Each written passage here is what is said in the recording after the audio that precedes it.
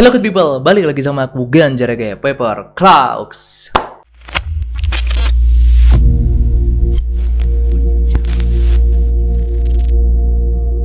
Oke teman-teman, gimana kabarnya? Semoga kita selalu diberikan kesehatan dan kelancaran rezeki. Amin. Oke, jadi seperti yang udah kita ketahui, semakin kesini tiap tahun itu perkembangan teknologi kan nggak bisa dibendung gitu ya. Semakin kesini ya semakin canggih. Tinggal manusianya bisa beradaptasi sama teknologi atau enggak, gitu kan. Dan dalam beberapa tahun ke belakang itu bisa dibilang terjadi lompatan di dalam perkembangan teknologi. Ditambah lagi 2020 kemarin terjadi pandemi yang sampai sekarang masih ongoing gitu, masih belum selesai. Dan akhirnya banyak pekerjaan atau bisnis juga yang harus switch ke sistem baru untuk mengikuti perkembangan zaman. Nah, di sini aku udah membuat beberapa prediksi, beberapa pekerjaan yang mungkin akan cuanable di tahun depan atau di tahun 2022. So, pekerjaannya apa aja? Langsung aja let's check this out.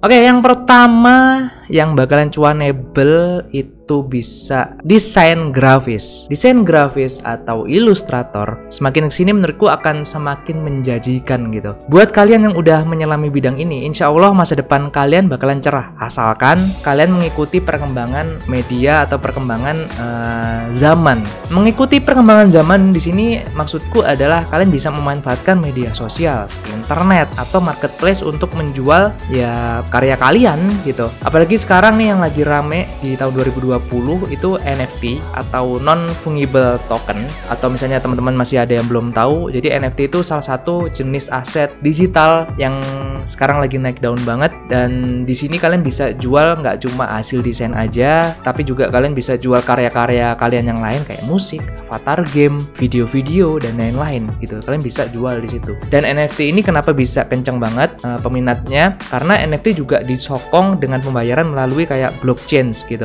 yang dimana terkadang kalau misalnya kita ngomongin pakai blockchain atau cryptocurrency, itu hasilnya kan bisa dapat berkali-kali lipat daripada kita menjual ya secara konvensional gitu kan. Apalagi di NFT ini hak kepemilikannya itu eksklusif, jadi satu orang ya bisa cuma satu, atau satu karya itu bisa cuma satu orang atau cuma beberapa orang gitu yang punya hak ciptanya atau hak kepemilikannya seperti itu. Oke, kemudian pekerjaan yang bakalan cuanable di tahun 2022 yang kedua adalah konten kreator. Nah, konten kreator ini sejak tahun 2016 semakin kesini itu kan banyak, bisa dibilang banyak anak muda yang fokus atau banyak anak muda yang terjun di dalam dunia konten kreator gitu. Dan aku yakin di tahun 2022, sebenarnya nggak 2022 juga sih, di tahun ke depan-depannya pun bakalan lebih banyak lagi untuk konten kreatornya gitu. Kenapa aku bisa bilang seperti ini? Karena ya semakin perkembangan sosial media itu semakin kenceng, ya akhirnya banyak orang yang bakalan terjun di dalamnya gitu. Dan semakin banyak pula konten-konten kreator baru, dan ini juga menurutku akan bisa sangat cuanable, yang dimana anak sekolah pun sekarang kalau misalnya dia menjadi konten kreator dan bisa konsisten di situ, ya cuannya mungkin bisa melebihi gaji dari bisa dibilang kayak manajer suatu perusahaan atau bahkan owner dari suatu bisnis gitu. Dan itu udah banyak banget, sampai tahun ini pun bukti nyatanya udah banyak banget gitu kan. Nah, cuannya itu bisa macam-macam cuy. Kalau misalnya kita ngomongin konten kreator ya, itu bisa lewat AdSense-nya yang disediakan platformnya, atau dari brand atau dari sponsor yang mau bayar konten kreator tersebut untuk iklanin produknya dan lain-lain gitu, endorse segala macam. Uang bisa dapat dari situ juga.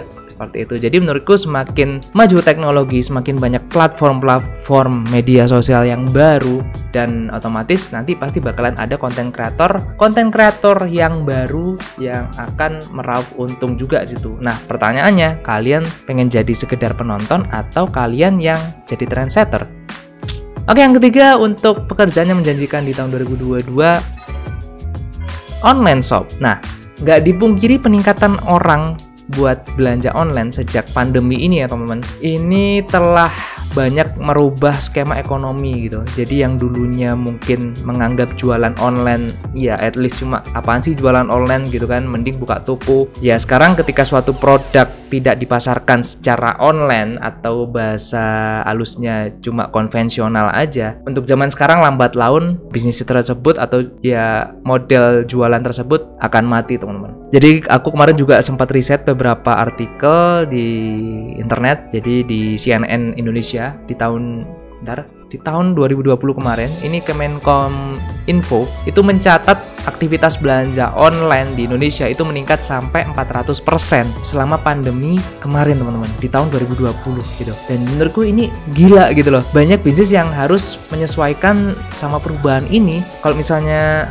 suatu bisnis nggak bisa beradaptasi, pasti banyak yang bakalan gulung tikar gitu. Terus kalau misalnya kalian tanya ke aku, Mas kan udah rame nih sekarang nih yang jualan online nih gara-gara pandemi. Terus misalnya aku baru buka jualan online, bisa laku nggak ya? Kan udah banyak yang terjun duluan di sini. Well, kalau misalnya kalian tanya aku seperti itu, jadi gini, ketika kita terjun di dalam dunia online gitu kan, bisnis online, ya jangkauan kita itu usahakan jangan terpaku di dalam satu kota atau satu daerah aja gitu loh. Misalnya kalian di Malang, jangan fokus cuma jualan di Malang doang, padahal kalian pakai jualan online. Ya jangan gitu loh, ya sia-sia gitu loh. Namanya jualan online, ya bisa dibilang jangkauan kita itu tidak terbatas gitu loh. Jangan membatasi jualanmu di dalam dunia yang sebenarnya tidak terbatas. Kalau kita ngomongin internet itu kan jangkauannya, mau kalian di pedalaman, mau kalian di pelosok, itu ya bisa aja kalian jualan ke Singapura, kalian jualan ke Jepang atau ke luar negeri mana gitu yang kalian pengen, itu bisa banget gitu loh. Jadi nggak ada batasan. Jangan kalian membatasi, Mas aku jualan di daerah ini aja. Misalnya kayak aku nih, misalnya aku jualan di Malang doang gitu. Kok aku jualan di sini sepi ya, padahal aku jual harganya segini. Ya berarti target marketmu jangan tembak ke Malang, tembaklah ke mana gitu, ke Jakarta kayak ke Surabaya, atau kamu pengen expand ke luar negeri ya kamu nembaknya ke negara mana. Itu kan lebih lebih enak gitu. Kalian udah nggak ada batasan lagi, ya tinggal kalian gimana caranya nge-branding brand kalian. Nah itu PR-nya. Oke, yang terakhir, yang nomor 4 yang bakalan cuanable itu menjadi digital marketing dan strategi spesialis. Nah, untuk pekerjaan yang nomor 4 ini sebenarnya berkaitan dengan banyak lini sih, terutama di dalam bisnis online gitu. Dan untuk pekerjaan digital marketing sama strategi spesialis itu kan bisa dibilang bertanggung jawab atas segala sesuatu yang berkaitan sama kayak promosi gitu kan secara online, kemudian medsos juga diatur atau dipegang gitu kan untuk SEO, SEM, konten marketing, video marketing dan lain-lain. Itu kan peranan dari digital marketing sama strategi spesialis gitu. Bisa dibilang untuk brand-brand yang memutuskan untuk ya mereka nge-hire orang-orang yang expert di sini, itu mereka untuk ngurus, anggaplah kita ngomongin satu medsos aja, IG misalnya. Itu biasanya brand-brand bisa ngeluarin ya hampir 10 jutaan gitu untuk per bulannya, bahkan bisa lebih. Aku sedikit banyak tahu tentang hal ini karena adikku sempat kerja di bidang ini ya, di bidang digital analysis untuk brand-brand di Malang dan sekitarnya. Jadi aku sedikit banyak agak-agak paham gitu. Dan aku juga sempat lihat beberapa job desk-nya, terus beberapa kliennya juga, dan memang ya perusahaan berani bayar seperti ini untuk mendapatkan output yang lebih banyak juga gitu. So, mungkin untuk yang nomor 4 ini memang nggak bisa langsung gitu. At least kalian harus mendalami banget, kalian harus belajar, kalian harus praktek juga. So, tapi untuk bisa dibilang ya 3 pekerjaan sebelumnya yang desain grafis, konten kreator, sama online shop itu bisa kalian belajar otodidak, kalian aplikasikan sendiri di usaha kalian atau di pekerjaan kalian, itu masih bisa. Dan gimana menurut kalian untuk 2022, menurut kalian apakah ada pekerjaan lain yang bakalan menjanjikan di tahun itu? Kalian bisa komen di bawah kalau misalnya ada masukan atau kalian punya ide, Mas kayaknya untuk 2022 yang menjanjikan itu pekerjaannya seperti ini, kalian bisa komen di bawah deh, aku pengen tahu juga. So, mungkin sekian dulu teman-teman untuk video kali ini. Thank you guys for watching. Jangan lupa untuk like, share, comment, and subscribe. Stay safe, stay strong, never give up, paper claw out. Bye bye teman-teman, thank you guys for watching. See you next video. Bye bye.